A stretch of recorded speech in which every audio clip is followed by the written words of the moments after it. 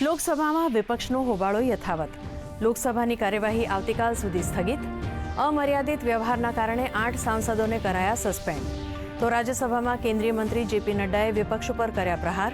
કહ્યું, ભારત અમેરિકા સમજૂતી કરવામાં આવશે જાહેર અને ચર્ચા પણ કરાશે.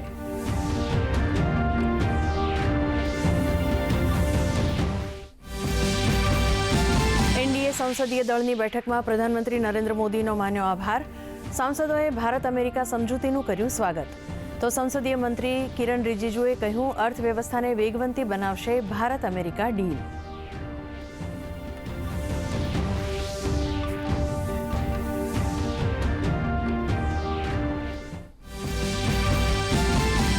ભારત અમેરિકા ટ્રેડ ડીલથી આર્થિક સહયોગનો નવો અધ્યાય શરૂ.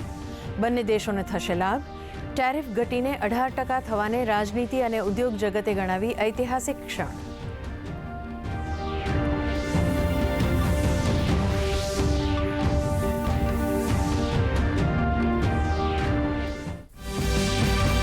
ચૂંટણી પંચ સામે મમતા બેનર્જીનો વિરોધ. મુખ્ય ચૂંટણી અધિકારી સહિત 15 સદસ્યો સાથેની મુલાકાત બાદ ચૂંટણી પંચ ઉપર લગાવ્યો આરોપ. ભાજપે કર્યો પલટવાર. કહ્યું, પશ્ચિમ બંગાળની જનતા આપશે દીદીને જવાબ.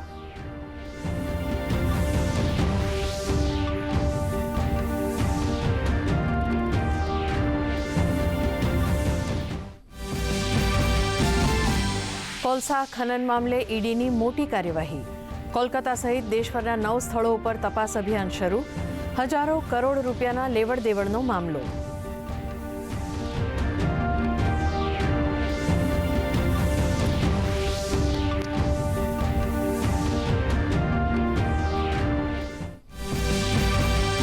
વિધાનસભા ખાતે ઉત્તર ગુજરાતના સરપંચોની યોજાઈ કાર્યશાળા. વિકાસમાં પંચાયતોની ભૂમિકા, જીરામજીની યોજના તથા પંચાયત હિસાબોની અપાઈ તાલીમ. તો પંચાયત મંત્રી ઋષિકેશ પટેલે કહ્યું, લોકશાહીના પાયા એવા પંચાયત માટે આ તાલીમ જરૂરી.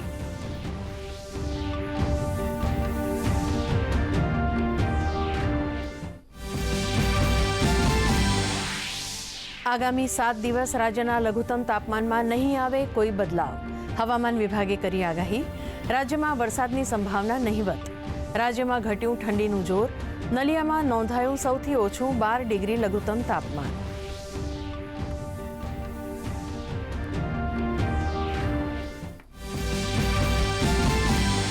રેકોર્ડ સ્તરે ગ્રીન ઝોનમાં માર્કેટ થયું બંધ. ભારત યુએસએ ટ્રેડ ડીલની જોવા મળી સકારાત્મક અસર. સેન્સેક્સ 2072 તો નિફ્ટી 639ના વધારા સાથે બંધ.